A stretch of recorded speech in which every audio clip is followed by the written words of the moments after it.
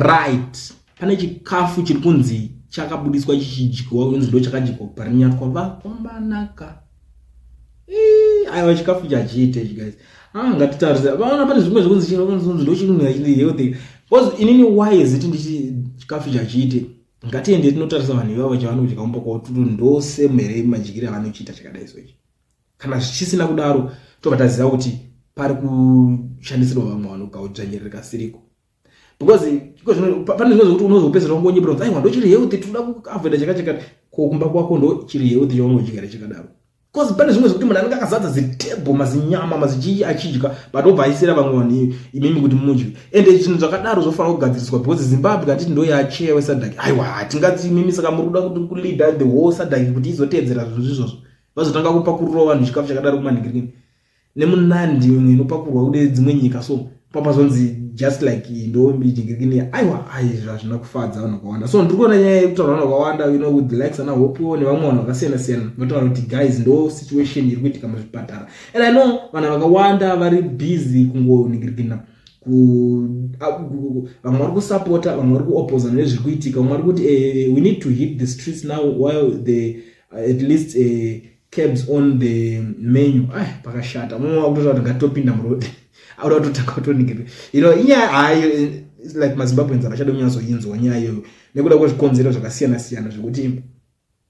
chero vakati alright let's do this anenge ari pamberi manje ndiani anoshaikwa kuti ari kutanga ndiani not because of vanhu vakachikidzirwa vakaitwa zvavakaitwa nethis regime but because of vanhu vemuzimbabwe vakatoonekwa kuti vamwe vazhinji vacho vanenge coward nekuda kemaitiro kezvinhu pane vanhu vaya vakatorwa paizonzi okay let's go tinomira navo vanhu vacho tichionesana kuti musadaro hakuna akaenda vanhu vanga kutoita zveupenyu hwavo I don't know mwanenge achiti but kana achinge apedza basa rake anozongoya patikuita utamba futi ngavabuditswe ngavaziyiwe patwitter but pari kunzi handi paground hapana ari kuenda saka zviri kunzi tokuningina izvi yato imwe nyaya mwari kuti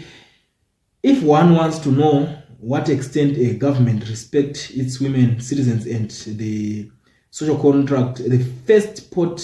of call should be the public hospitals and the bus terminal alright but nyaya yechipatara inofanira kutotanga tisatagadzira kana marodi because chinhu chekutanga chakakosha upenyu even rodi tinoigadzira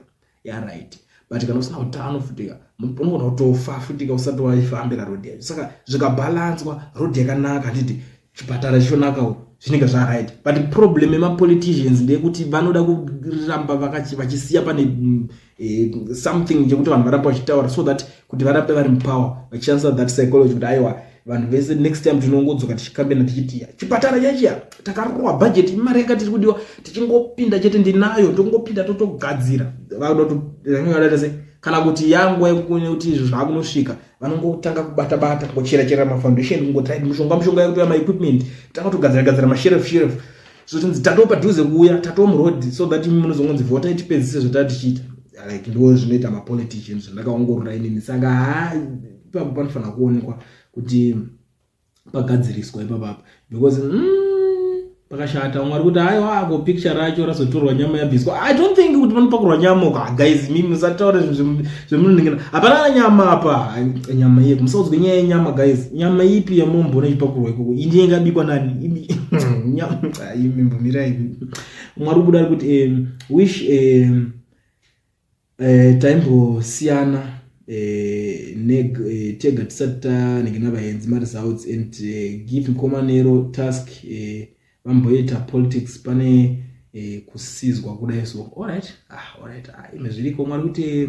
now you're talking ndo basa remujournalist iroro kwete kutiudzira mumwe munhu kuti bvapo worse off asina kana part maida bvire pamba this one inge redirected to hope unziwo ndo mufana kuita sema journalist muchibuditsa zvinhu zvakadai so kwete kuda kutanga kuno take na Chamisa nyaya Chamisa kanetsa autange Chamisa usina ngirikiniwo boze yokona une any plan yekuda kuti uite vhura yako kuti ngoti munhu ngaite step down iyasina part kudhara azvimeke sense anditi unotoonekwa unobva watoonekwa kuti une something inoiti zvongoda kushaya kuita but zvinobva zvongofaila imagine ubva ungofaila in one day yeah, this majournalist uzoonenga wapuwa mari kunzi shamwani ngati push this agenda saka mari yake anenge atodya kudhaka kuti azotukwa mukambona journalist arotsamwa nekutukwa ere anongoti anongozoti it's not about me, it's about chibasa ichi saka mheni ukazvitukirira chibasa ichocho mwari kuti and someone tells me upe wakadhakwa some Zimbabweans imbwa aiwa matoo chaiwo aiwa opposition MPs matoo futi hapana anozvitsvaga zvese zvibizi kuteera pavhesi iwe shamari zvinonetsa izvi nyaya yema-MP takamboitaura. I think everyone knows that kuti ma-MP vaya vese vari muZimbabwe hakuna MP ane basa nekumirira zvinhu zvevanhu. Ma-MP aya vanoda kumirira upenyu hwavo because most of them vanga vari unemployed saka vakatowana mabasa vakutoshanda ndosvakachiona kuti vari muparliament vanenge vari busy kuti wedzerei masalary yedu tiwedzerei mari tiwedzerei chichi zvese toda maloni toda mota dzedu tigadzirire mahotels bekuti tikwanise kurara manje uchauzonzwa ndo vanenge kutorara kana kumavillas aya ndo zvichangoitika ndo ma-MPs vangoti ikoiwa noti kuti unga expecta kuti MP aenda kumirira kuudza kuti zvinhu zvikuitika kwakati hazvisiri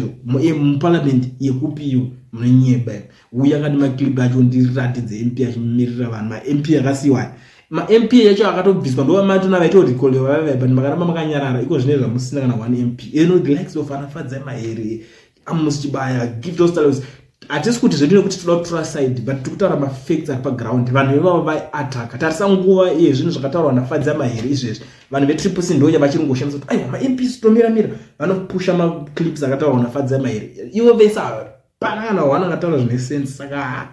ma-MPs tingatimbokanganwa zvedu anyway what is the 2500 figure is something kind of how at this point a woman gave birth on the floor at Pare not too long ago right nyaya yekuti vakadzi vaiva vari kunzi pagore pari kuwanzofa kana 2500 vachizvara muZimbabwe ndo record iripo iri patop iko zvinezvi ndo nyaya dzacho dziri kuitika izvi so because of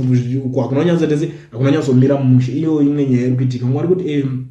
then the opposition will say we have a plan. You ask when you gonna put the plan into action. They reply, trust the process. God is in it. I say this, we are on our own. Opposition in Zim is ZANU-PF 2-0.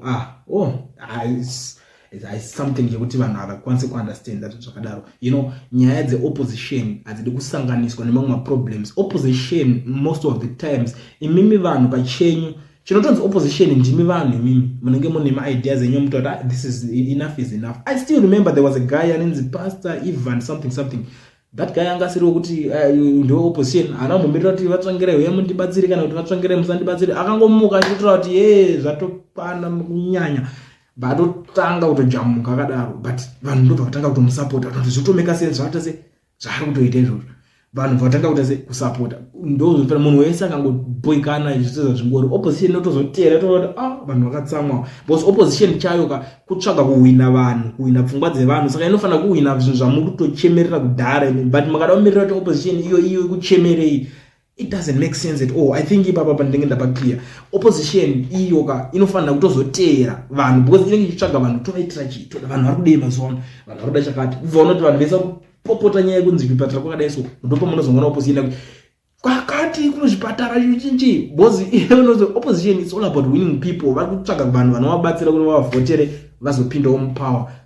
chete zvatopera kwete kuti opposition ndo mufudzi wenyu kana kuti ndo masaviors achakusevhai kana kununurai munenge muchitonyeba vanenge datosevhwa nemi vanhu ndimi mune power more than any opposition because pasina vanhu hapana opposition simple mwari kuti a term I learned from Black American, closed mouth never gets fed. Keep making noise, the hope keep quiet. ZANU-PF will never change. Ndicho wambona ichinje ragara ichinje mwakuti $1 million VVIP complex of air launches when there is no single sports stadium that meets FIFA standards that can host a miracle soccer game thanks to a revolution. Like I said before, these people they are doing what they're doing but vachitoziziva ende mari yekuti vakwanisa kugadzira stadium we all know that kuti vanayo and I still body secret vanayo inokwanisa kugadzirwa nemunhu wani. Imagine kuti someone like that prophet okuyadha wewe akagadzira stadium ari ega ari one akatoriva akakaripedza ega saka nyika izotadza ikundwa nemunhu wani nyika nemunhu chichine mari yakawanda but vanoziva kuti isusu kagatimbosiya zvakadari kuti patinozodzoka ku next election teta kukampeni richiti takachera foundation emagrounds maichema kamuchiti zvinhu zvakuitwa kunze takachera mafoundations. That's what they're doing. Saka ipapo muvagana mavangwarira muvaziva mwari kuti why don't you just say in simple terms what people must do, what we owe, what is wrong in our country by surely hey munhu ndionofanira kutotaura iwewe like I said hapana chekumboningirira why tichinchi musamirira kuudzirwa zvekutaura iwo hauna rwarwa nehama irewo ukanonyatsorwarwa nehama yako batwa zviri bed kuchipatara kwekwe unosumuka uchitaurawo but because of muda kumirira kuti muite nyaya dzekungoudzwa dzega most of you muri busy uri kunyeba iwe shamari uri kurarama nyika ikupi vanhu vakadaro takazara navo madzungairwa chaicho ekupedzisira ekuti everything adangomirira andongoona zvinhu zvangopo. So I don't know kuti ndokuti manhingirikini maspoiled brats I don't even know kuti vanongoita sei. Mwari kuti ZANU-PF doesn't care about ordinary citizens and the dandaheads who still defend this inhuman, they see nothing wrong at all.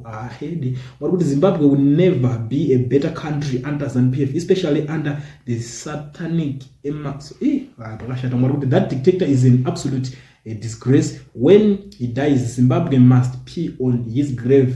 every minute. He must never rest in peace. Pakaoma ukaona watonga nyika kuti vanhu vese vangokutukirira zoti zvine zviuramba. Mwari kuti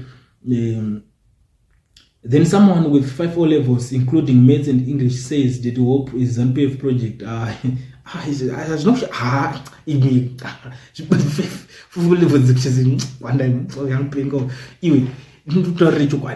About these things. Munhu for example anenge achishandira the other side akauya achida kuti andikirinde nemi ndiye anenge ari number 1 because ndiye anenge ane information yes ndiye anenge ari loud speaker number 1 pade vanenge vachitomudza ivo futi ende musafungidzira kuti vanhu vava vari kuningina havazive zvinhu zvikuitika kana maproblems ari munyika vanomaziva ese. Saka vamwe vatogadzira wavo munhu iwo chienda pamberi chidai so mapedza nguva yese makaisa focus paari muchiona muchiita nyaya dzekuudzwa naye dziri dzechokwadi muchiona kuti ndozvikuitika. Asi kana ane skora anenge akuda kuchiscore manje vanozongomutich apa ichitomboataka wakadai so apa enda wakadai so neengwe anongozvitaka 1 chete so that imimi munosara mune confusion muzoti but anombodai so ime zvokuzonzi chinji itori imwe nyaya iyi ndonyaya yevanhu vazhinji iko zvino nyika itori pama1 because of vanhu vana mukuclaima kuti muri educated. Unofunga kuti mafanis ese anoitwa muZimbabwe munomakaita kuSouth Africa zvinoshandira munoblema muchiti maSouth Africans anodzidza but inoona South Africa zvairi huchi baba nyika yahuchi because of vanhu veikoko havatolerate havanzwisise havateerere havana basa nazvo kuti waita sei constitution vanozoiverenga kana vatokudzinga vakutoisawo munhu tine constitution kuti wabaiza kuti aiwa the constitution says kuudzwe munhu izvozvo because vakatoona kuti karizina munhu akana atobaiza abaiza hatidi kurizinirwa nebhuku. Saka musanyanyisa kuzovharwa imuchinzi tozodididi mwari kuti these guns prioritize their comfort over everything that you can ever think of. A shame to have such a leader without people at heart. Noya vatone manidzi avo vatoona kuti ainike rudzi rwangu harungaferi ruva rombo ndiri mpenyu ngantomira mwari kuti you should witness the number of medvac fights that land in South Africa under the cover of the nights, bringing Zimbabwean politicians going to Netcare Milpec Hospital for medical attention. Endo zvavari ivo vanotoenda ikoko. Sometimes that's what you want people like anomalema nanani. I still remember Japan no akamboenda ikoko ivava unotsvaka unorapwa rapo South Africa zvabaendera muchipatara ipapo pakanoitwa noise namalema ngape pano ndambo atari pana akusvika atobuda akaenda atonora kuti vana vanodziya musoro aenda kuwakunda zvokunzonesecurity ngozi nongoti zvafani polisi yenyubu nemuchinzi polisi inozokumisa vaningokrusa border kuchidai so vatomagadi saka vakatosvika ikoko kune order dzeko is better vatomiswa ikoko zvibatsire zvezvo ngokuti the Zimbabwean government has denigrated the citizens beyond humanity. All that it does is an indirect way of individuals, the ugly way of having the citizens reorganizing the way chairs in arranged in a political fiefdom. Basically, Kumba, itamushe kick the tyrant taking your brains upside down, itamushe tsego wako zviri kwezvo. Saka anyway ndonyaya dzacho dziripo mana vamwe vari kutuka vamwe vari kufara nezvo zvekutaurika but no situation iripo ndo chikafu chacho chitongodyirwa iko kwai chikafu chinyebeke manje ende thank God futi panyaya yetechnology zvakatofamba iko zvinezvo kungota any slide mistake munhu anongotora foto kuti chikafu chatadya hachisi kunaka onai handiti mimi mukuita zveluxury kune maluxury villas kawo ndikambona chikafu chakadyiwa nemadhara esadhaka kana mawhiskey unzi vakamwa wakambomaona luxury to the last kureva kuti mari inenge iripo saka nyika yacho ino kana inge yangozikanwa kuti nyika ndeye luxury ngaichibalansa kwese zvipatara zvedu zvofanira kunge zviri zveluxury maroads acho handiti ngaave eluxury everything chine chiri munomu ngachive chiluxury kana kwete kuti vaenzi vakauya voenda vachifara kuti nyika ikanonakidza kuenda anyway ndonyaya ndangwana ndakakubatirai kana uchingotanga kusvika pana first time yako gara wasubscribe panonzi peCooling TV and the most important thing like this video kuitira kuti ZANU-PF boy kana shoko rifambe chikafu chadyiwa mukuchiona sei komenda uchindiudza